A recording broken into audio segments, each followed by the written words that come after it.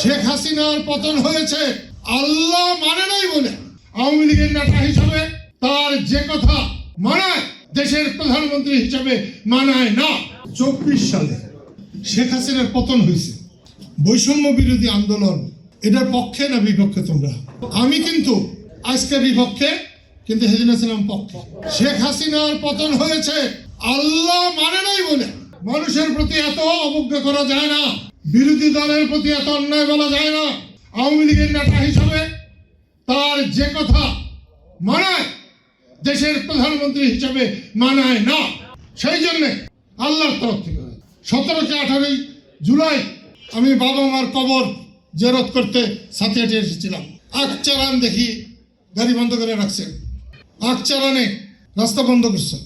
100-150 পোলা মানব, তার 100 জনে হবে 8, 9, 10, 11, 70-80টা হন্ডা মুন্ডা সিএনজি পিক আপ। আমি যখন দাঁড়াইছি এসে কেউ বলছে আঙ্কেল, কেউ বলছে চাচা, কেউ বলছে দাদা। 10টা-12টা ছেলে একসঙ্গে বলছে ঢাকায় আমাকে বড় ভাই করে মেরে ফেলাইতেছে, আর বাড়িতে বইয়া থাকবার পারলাম না, নাইমা বসছি। আমি বললাম ভালো কাম করছি। তারপরে বললাম যে আমি যে বাড়িতে দেবো একটু যাবার দিবা? হ্যাঁ হ্যাঁ হ্যাঁ আপনারা দেবো। আমার গাড়িটা একটু বেরোইছে। সেইখানে আমি বলেছিলাম যে ঘরের ছেলেরা যারা বলছে ঢাকায় আমাদের বড় ভাইদেরকে মেরে ফেলছে, একমাত্র স্মার্ট সিটি বসুন্ধরা, আধুনিকতায় এক ধাপ এগিয়ে। ঘরে বসে থাকতে পারলাম না, বাইরে করছি। বলেছিলাম হাসিনা লক্ষণ ভালো না, উনি ভেবে চিন্তে কাজ করবেন। তারপরের দিনের পরের দিন কোটা বিরোধী আন্দোলনের সুপ্রিম কোর্টে মামলা ছিল। আমরা 3 ভাই গেছিলাম, আমি বড় ভাই আজাদ। তো ওখানে ঢুকতে দেয় নাই, আজাদকে ঢুকতে দেয় নাই। তো আমি আজাদকে বলছি তুমি বাইরেই থাকো। আমরা 2 ভাই পাশাপাশি বসেছিলাম।